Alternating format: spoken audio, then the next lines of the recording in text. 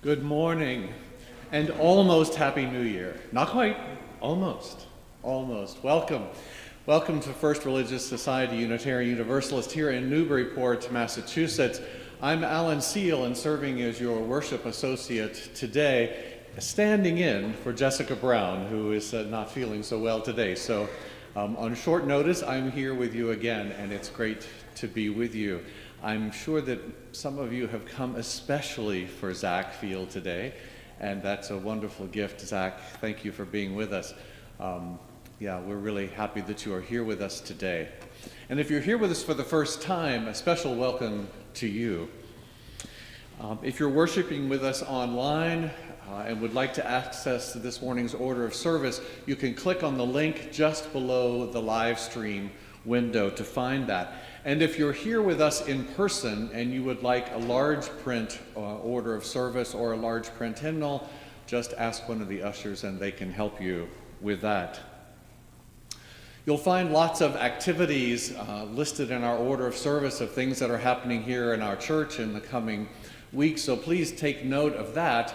A special invitation to next Sunday, January the 7th, when we have our new member Sunday and we'll welcome new members into our church family. So this morning we welcome Zach Field back to be with us again. Zach is the owner and the instructor at Zach Field Music and Drums, or Drums and Music, sorry. Not a lot of time to review this script, but he founded ZFDM in 1999 after 12 years of teaching in the public schools as a percussion director. And in addition to starting ZFDM, he has also taught at the college level and freelances with various groups. Zach holds a bachelor degree in music performance from UMass Lowell, and he's the founder of the Plum Island Pans. I want to know more about that, a steel band group, and the Gong Meditation Project, and is the creator of the drum teaching software Drum Room. So Zach, welcome back. It's wonderful to have you here with us. And we also welcome Mary Doan with us as our pianist today. Reverend Doan, I understand, has served churches of many different faiths, and you're now the director of music at Durham. Okay, that wasn't in my script, so thank you. But in talking before, we found that out. Yeah. So welcome. You were ordained as a minister of music at the UU Church in Exeter, New Hampshire. And so it's wonderful to have you with us here. I'm also very interested in this program that you started for children with environmental arts organization called Project Nature, 20 years ago already. This is wonderful. This way of developing the interest in nature with children and how you are doing that. So thank you for that. So welcome. It's great to have you with us. And so take a breath. We come together at the close of 2023 and bridging over into 2024. 2023 has been its own journey. 2024 is proving maybe to be quite a ride. And so here we are, holding one another and supporting one another as we take this journey into the new year. We gather each Sunday committed to love, peace, and justice. Love, peace, and justice. Just take a moment to breathe that in as we cross into this new year.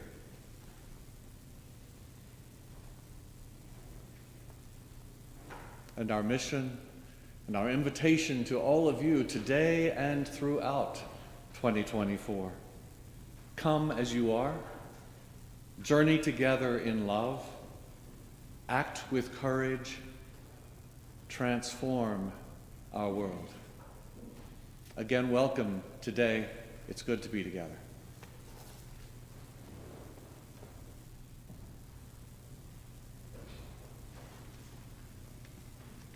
Good morning. It's wonderful to see you all. Thank you for being here. Happy last day of 2023. As Alan has marked, it is the last day of this year. 364 days have gone by in 2023. 10 nights ago, the North Pole tilted towards the sun, So tomorrow, with the dawn, a new year begins. And the darkest of the long nights, after the darkest of the longest night, a new dawn will arrive, as each dawn does, with the surprise of color illuminating the personality of mountains, rivers, and sky. I want to thank Alan for being here again, sort of last moment. And special shout out to Jessica Brown, who was very disappointed that she could not be here this morning because she's ill. But Jessica co-created this service, and I know she and I greatly look forward to this service with Zach. I don't know about you, but when things got a little wound up for me over the holidays, I would think, oh, Gong Service is coming. Gong Service is coming. So we're really, really thrilled to be here, and thank you. Please rise in body or spirit and join in singing our opening hymn, number 83, Winds Be Still.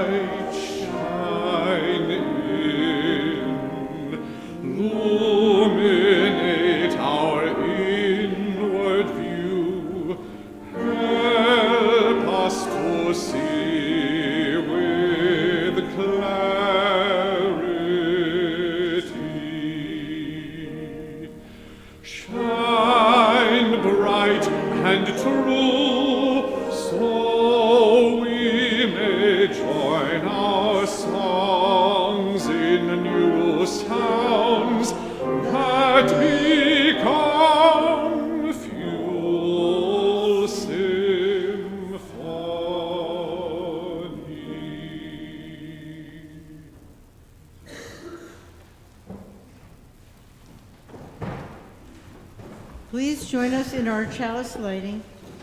As Alan lights the chalice, the words can be found in your order of service. We gather this hour as people of faith with joys and sorrows, gifts and needs. We light this beacon of hope, sign of our quest for truth and meaning, in celebration of the life that we share together. Each week we also light 2 candles of peace, representing 2 places on earth we lift up and remember as a sacred encounter with our world. There are untold numbers of places on earth that need peace today. These 2 we hold especially close in this service and through the week ahead. After each candle is lit, I will invite you to respond by saying peace, soul, shalom. Our first candle is lit for the southern border towns of the United States, where last week the number of migrants entering daily reached a high mark of 10,000 people daily. 10,000 people daily. We pray for those who are driven from their homes by poverty, violence, and desperation. And for the Border Patrol and the volunteers who are coping and doing their best to cope with this humanitarian crisis. To this we respond, peace, shalom. Our second candle is a candle of appreciation lit for the essential workers of the greater Newburyport area, for all the police, firemen, and hospital workers who worked on their holidays to keep us safe throughout our holidays. To this we respond, peace, shalom. Please rise in body or spirit as we join our voices in our affirmation and faith, and followed by the doxology. The words can be found in your order of service. Love is the doctrine of this church. The quest of truth is its sacrament, and service is its prayer. To dwell together in peace, to seek knowledge in freedom, and to serve humankind in fellowship, to the end that all souls shall grow into harmony with the divine, with each other, and with God.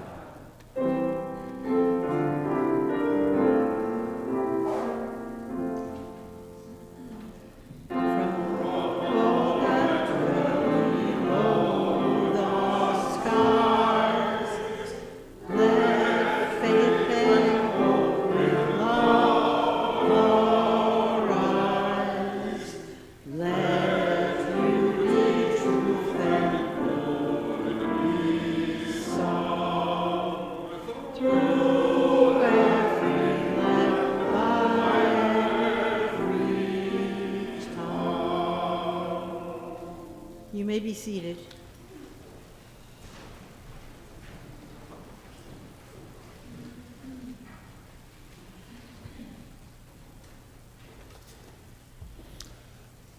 A reading from Thomas Merton. When I am liberated by silence, when I'm no longer involved in the measurement of life, but in the living of it, I can discover a form of prayer in which there is effectively no distraction. My whole life becomes a prayer. My whole life is full of prayer. The world of silence in which I am immersed contributes to my prayer. Let me seek the gifts of silence and solitude, where everything I touch is turned to prayer, where the sky is my prayer, the birds are my prayer, the wind in the trees is my prayer, for God is all in all.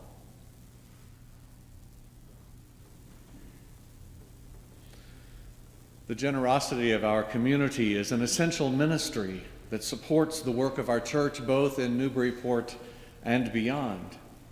Each week, 50% of the Sunday offering that is not designated as a pledge goes to a local community partner engaged in important efforts to transform our region. The December shared collection goes to support the Community Action, Inc. energy program. This program provides heating assistance based on household income and size to residents of Greater Newburyport and many of our neighboring communities. Together, we can help keep all of our neighbors warm this winter. To give online, please use the link in your order of service. You can also use the link just below your Livestream window. And you can always make a contribution by text or by sending a check to the church. Our offering will now be gratefully received.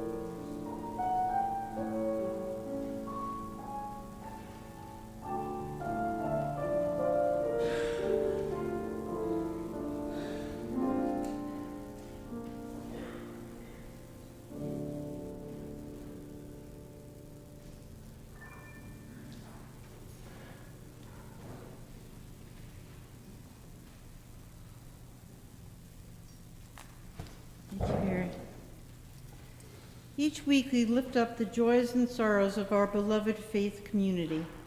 Nancy Kidd, our pastoral care associate, will light the candles as I read what has been shared with me in advance of today's service.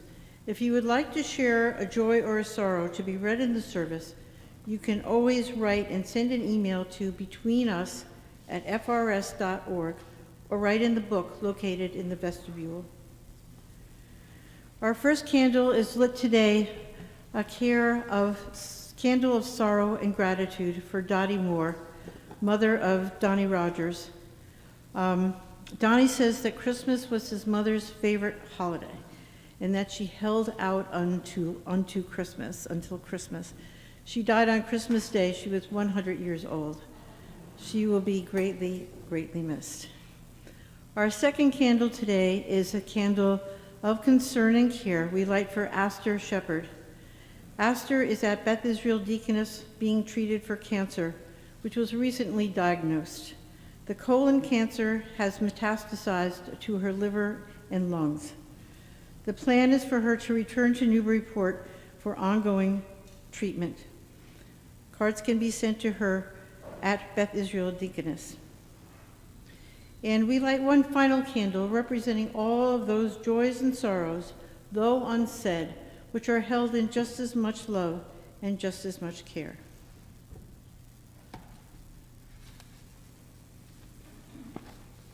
Thank you, Nancy.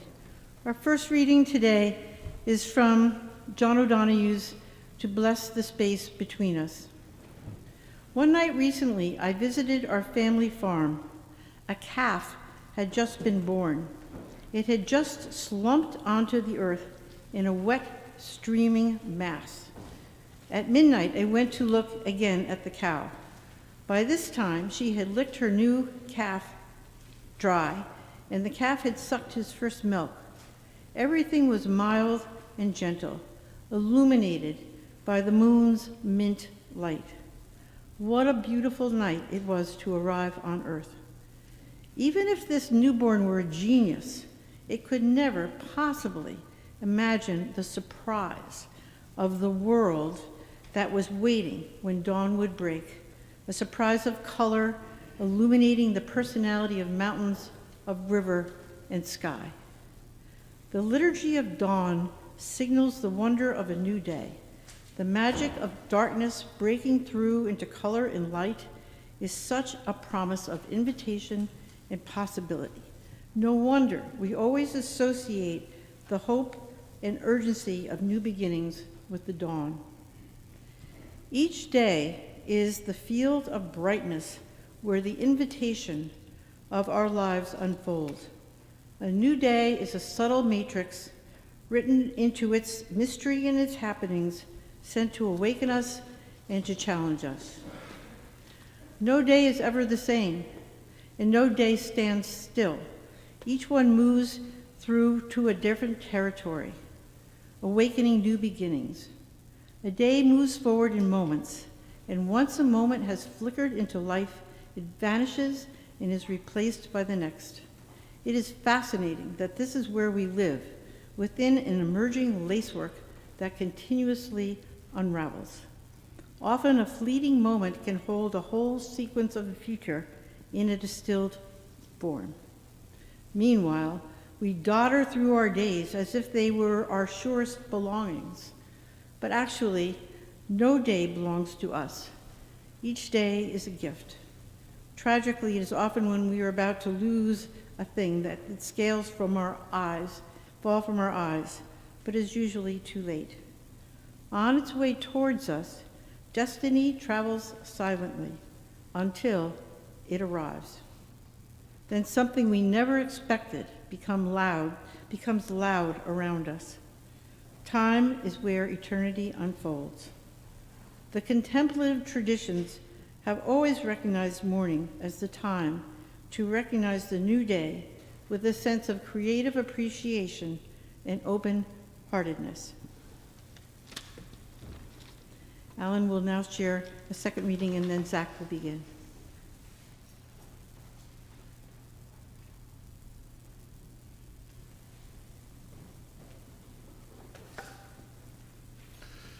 These are three short poems called The Poems of Our Climate by Wallace Stevens.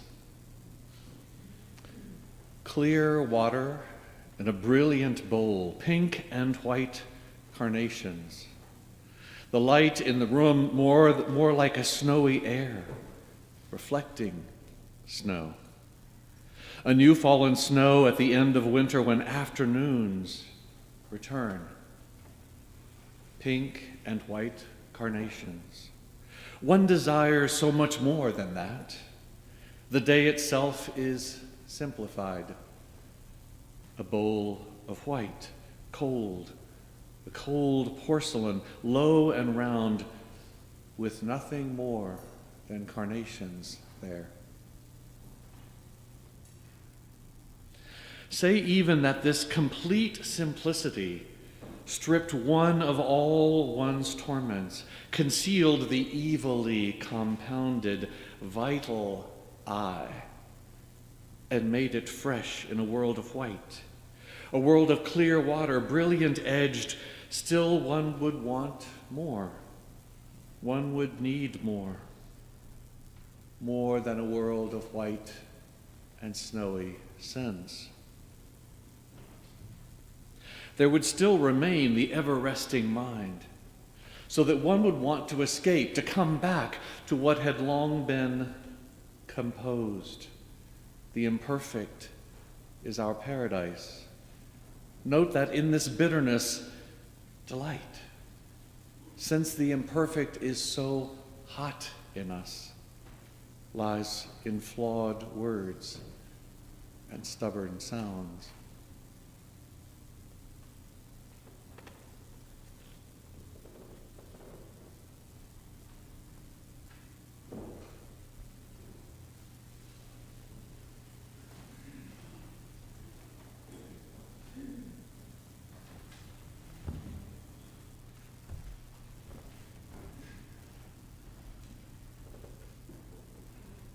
Good morning. Welcome, everybody. This is probably, I think I'd say this every year, try to figure, I think it's the 11th or 12th or so year of doing this. It's pretty amazing, look forward to it every year. I always tell the same similar story of the background, and I just wanted to mix it up a little bit. And this first part has nothing to do with gongs or meditating or anything. As I lead up to situations like this, I always have a lot of thoughts, period. But I'm like, all right, I kind of prepare a little bit what I'm going to say, but I don't like to write anything down because when I write something down, you could tell I'm reading it. So, two segments here. So first is as we reflect, I like to take this time to reflect on the year, and then also use it as some kind of like a sort of reset for the upcoming year. Personally, I feel very grateful that I've spent my life being a musician, teaching students of all ages, all levels. Happily married. I am usually pretty happy that I have an 11-year-old daughter, but that depends on the day. I'm feeling pretty good about it right now. And the reason why I'm bringing this up is the feeling of this time of year brings hope, but there's also some hopelessness feeling, right, of what's going on in the world around us, in our communities, and in the entire world, right? So I'm a seeker. That's who I am as a musician, as a person. That's why I do this. For better, for worse, I am a seeker. And I've been thinking a lot lately of how there are moments where I feel so hopeless because I cannot go to a war-torn country and stop it, right? We just can't do that, so then that, for a little bit, will beat me down and kind of feel like I just like what's the point, right? Like, what is the point? Like, here we are so privileged to live where we are just because we just happen to be born here, right? So then that brings me into, is it right that I'm going down this road? Okay, sorry. That brings me to feeling so grateful, right? That I feel like many times we don't take that moment because we are engulfed in our life and our problems. I'm not here to preach. So I thought about it for a second, and I think of, wow, well, you know, I can't go and stop a war, but what I can do here and what we can all do is make a massive impact in our community, within our families, within ourselves, right? I always joke around with my wife that, like, I always have a pile of self-help books, like, constantly. And I said, okay, at least, you know, like, in my obituary, you can say, wow, Zach really tried to be a better person. Like, you can't, that has to be in there. Right, Sash? And so I think of, like, when I feel helpless and hopeless, that's one thing that I'm trying to do every day, is to be a better person. And hopefully you are too. There's always room for improvement. Secondly, I have two examples of how, you know, being persistent in making change can make a difference. And you could scale this in any way. One is, I think of a student of mine who I had since kindergarten, who's now an adult pro musician in Nashville. He was the worst student ever.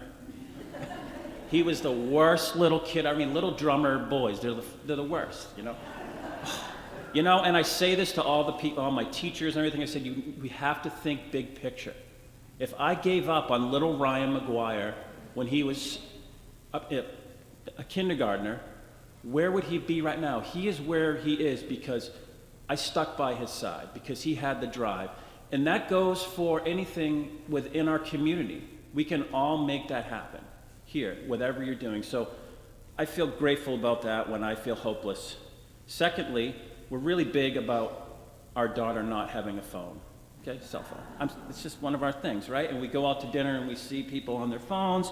We're like, we've kind of raised her in a way like, no, that's like, you go out to dinner and you talk as a family. You communicate, you learn how to have manners, and we chip away every single day at these values.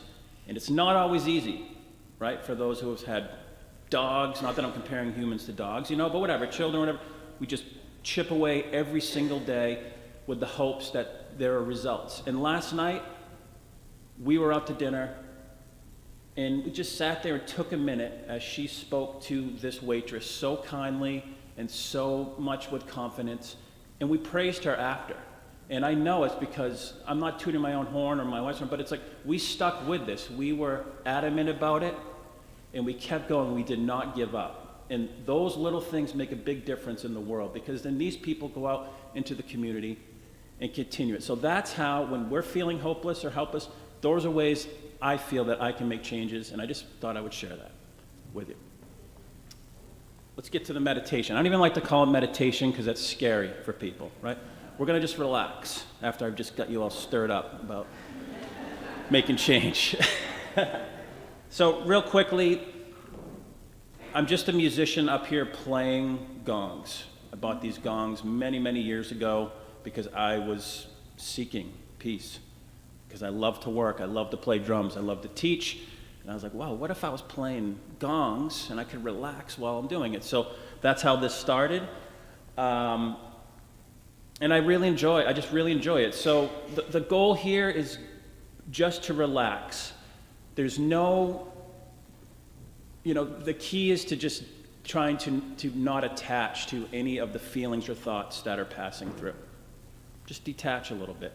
And try not to judge what is coming up, right? Because judging is you're not being patient with yourself. So let the thought come up and let it pass. And what will happen is you'll start to hear some different sounds that you maybe wouldn't normally hear. You'll hear like the creaks will sound louder. It's really fascinating. So just sit and relax and just know that we have nowhere else to be right now. We can't do anything about anything right now. So I give you permission to just be here, be present. Thank you for having me here once again. And let's do this. It'll be about 20 minutes. It'll feel like 10.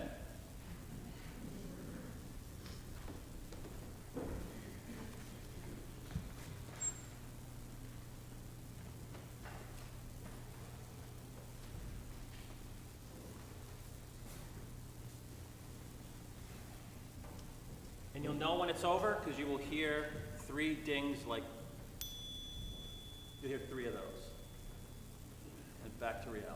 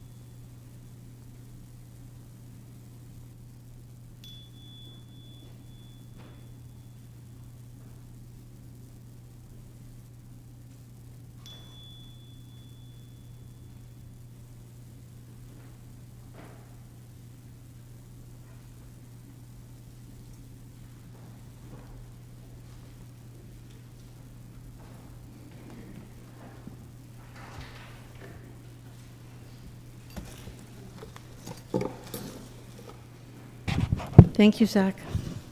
I feel like I have come home to myself. How wonderful to share with all of you these silence and silence. So please now rise in body or spirit as you are able to join in singing our closing hymn, number 123, Spirit of Life. And then please remain standing and join in saying the unison benediction as Alan extinguishes the chalice.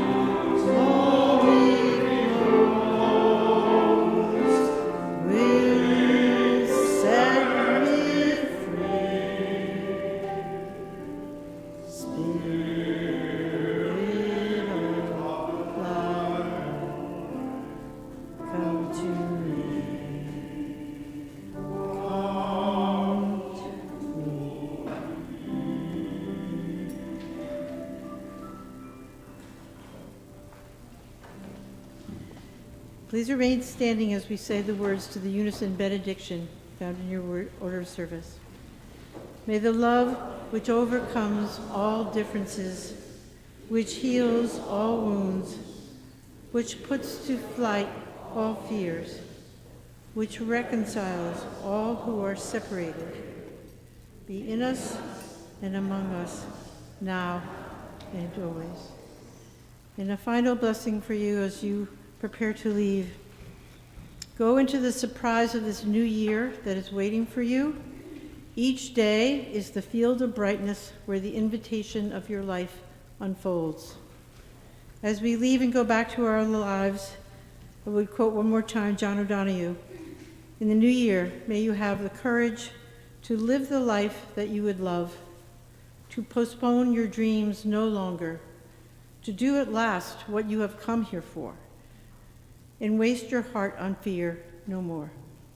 Go in peace, live in great joy.